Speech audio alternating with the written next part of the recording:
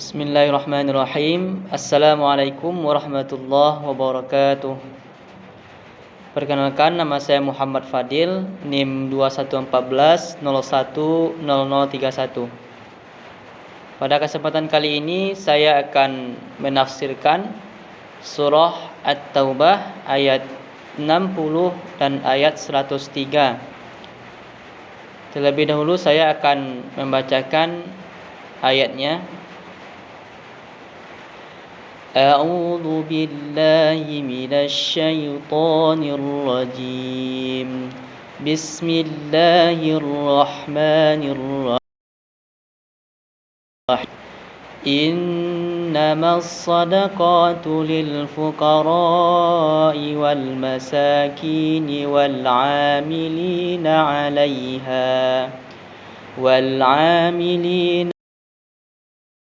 علفت قلوبهم وفي الرقاب والغارمين وفي سبيل الله وابن السبيل فريضة من الله والله عليم حكيم خذ من أموالهم صدقة تطهرهم وتزكيهم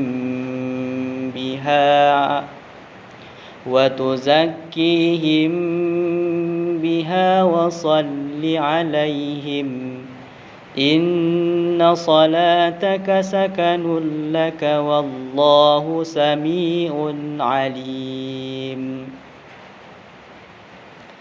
Innama, sesungguhnya hanyalah, shadaqatun, sedekah atau zakat, lil fuqara'i, bagi orang-orang fakir, wal masakin, dan orang-orang miskin,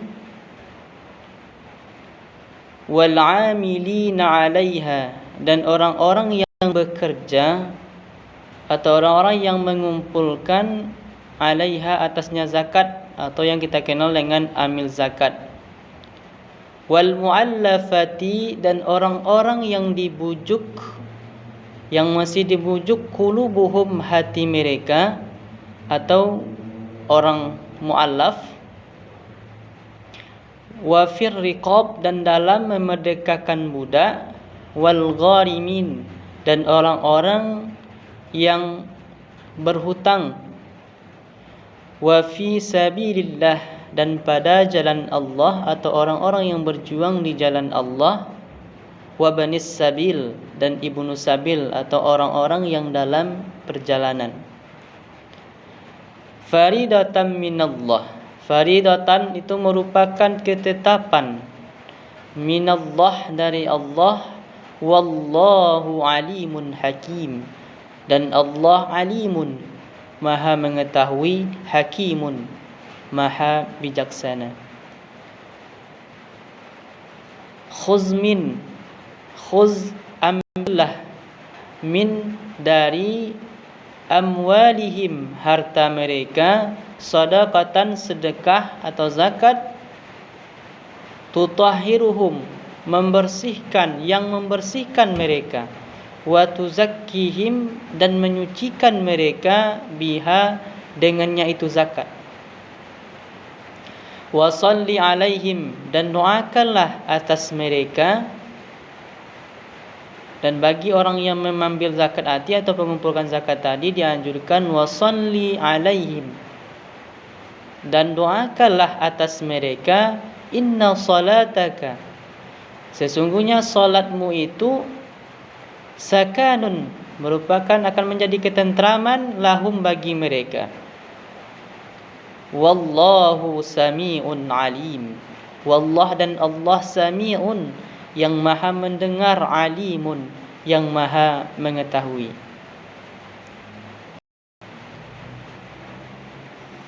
Selanjutnya itu penafsiran dari surah At-Taubah ayat 60 dan ayat 103, yang mana surat ini atau ayat ini menjelaskan tentang, ayat 60 itu menjelaskan tentang orang-orang yang berhak menerima zakat, atau bisa disebut dengan mustahi zakat. Yang mana dalam ayat ini dijelaskan orang-orang yang berhak menerima zakat itu, yang pertama lil fuqara, orang-orang fakir, wal masakin, dan orang-orang miskin, wal amilina 'alaiha, dan orang-orang yang bekerja atau orang-orang yang mengurus 'alaiha, atasnya zakat atau amil zakat, wal muallafati qulubuhum, dan orang-orang yang muallaf, wa fir riqab, dan dalam memerdekakan budak, wal gharimin, dan orang-orang yang berhutang, wa fi sabilillah, dan orang-orang yang dalam berjuang dalam jalan Allah, wa banis sabil, dan ibnu sabil. Jadi dalam ayat ini dikategorikan orang-orang yang berhak menerima zakat itu ada 8, atau bisa juga disebut dengan asnaf yang 8. Yang pertama, orang-orang yang berhak menerima zakat itu adalah lil fuqara, itu orang-orang fakir. Orang-orang fakir itu adalah orang-orang yang tidak mempunyai apa-apa. Orang-orang yang tidak mempunyai apa-apa. Wal masakin, dan orang-orang miskin.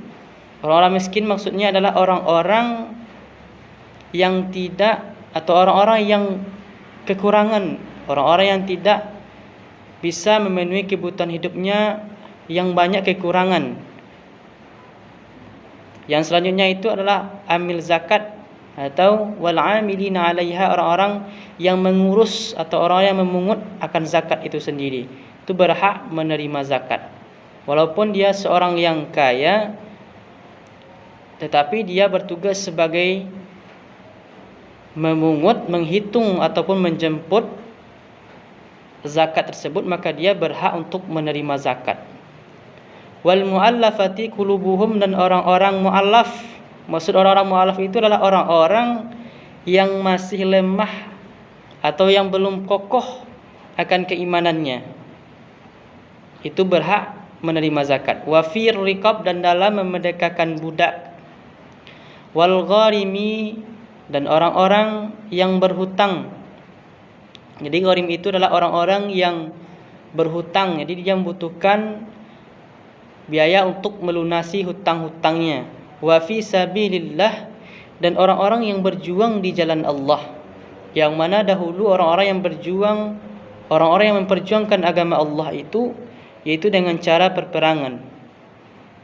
Baik itu bersama Rasulullah SAW, bersama sahabat, bersama tabi'in, dan lain sebagainya. Jadi itu dalam peperangan itu merupakan orang-orang yang wafi sabilillah, orang-orang yang berjuang di jalan Allah.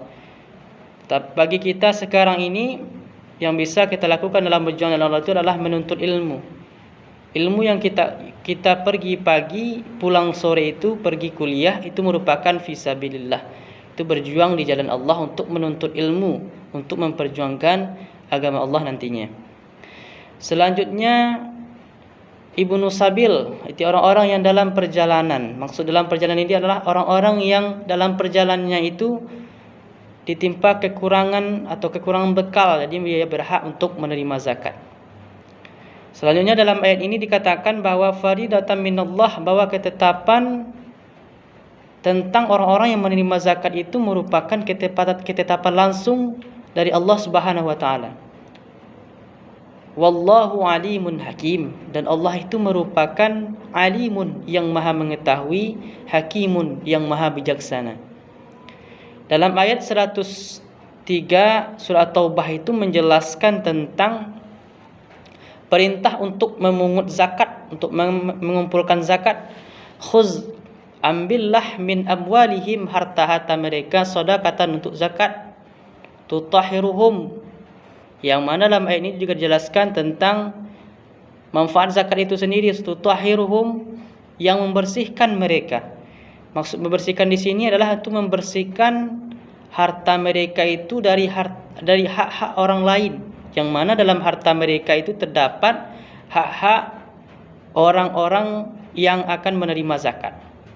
Jadi dengan mereka berzakat akan membersihkan mereka. Wa tuzakkihim, dan menyucikan mereka. Dengan berzakat mereka akan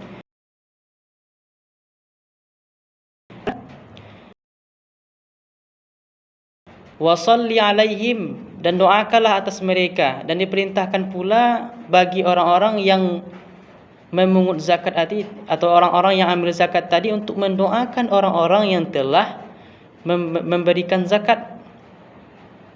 Yang mana inna salataka, sesungguhnya doamu itu sakanun, merupakan ketentraman bagi mereka, ketentraman bagi orang-orang yang telah membayar zakat. Wallahu sami'un alim, dan Allah itu maha mendengar lagi maha mengetahui. Tidak ada yang lebih dari pendengaran Allah Subhanahu wa taala. Allah lah yang maha mendengar di atas segala yang mendengar. Tidak ada yang lebih dari Allah Subhanahu wa taala. Alimun, Allah itulah maha mengetahui dari segala yang mengetahui. Jadi Allah itu merupakan segala dari yang maha mengetahui. Tidak ada yang lebih pengetahuannya daripada Allah Subhanahu wa taala. Selanjutnya tentang kesimpulan pendidikan mengenai surah At-Taubah ayat 60 dan 103 itu menjelaskan tentang pendidikan zakat, yang mana dikatakan dalam ayat 60 dikatakan bahwa kewajiban zakat itu bagi orang-orang mukmin. Bagi orang-orang mukmin itu dengan syarat harta mereka itu telah mencapai senisab dalam 1 tahun, maka mereka berkewajiban untuk membayarkan zakat. Yang mana dalam ayat 60 itu juga dikatakan bahwa kewajiban untuk membayar zakat itu langsung ditetapkan oleh Allah Subhanahu wa taala. Dan Allah maha mendengar, maha mengetahui, dan maha bijaksana. Selanjutnya dikatakan bahwa manfaat dari zakat itu sendiri itu wa tutahhiruhum, untuk membersihkan mereka, wa tuzakkihim, menyucikan mereka dengan mereka berzakat. Dan teknis dalam pemungutan zakat atau dalam pengumpulan zakat itu dikumpulkan oleh amil zakat, dan juga dianjurkan kepada amil zakat untuk mendoakan atas orang-orang yang telah berzakat. Karena sesungguhnya doanya itu akan menjadi ketentraman bagi orang-orang yang telah membayar zakat. Dan Allah maha mengetahui, maha mendengar, dan maha bijaksana. Sekian yang dapat saya tafsirkan dari surah At-Taubah ayat 60 dan ayat 103 yang dapat saya jelaskan. Terima kasih. Wassalamualaikum warahmatullahi wabarakatuh.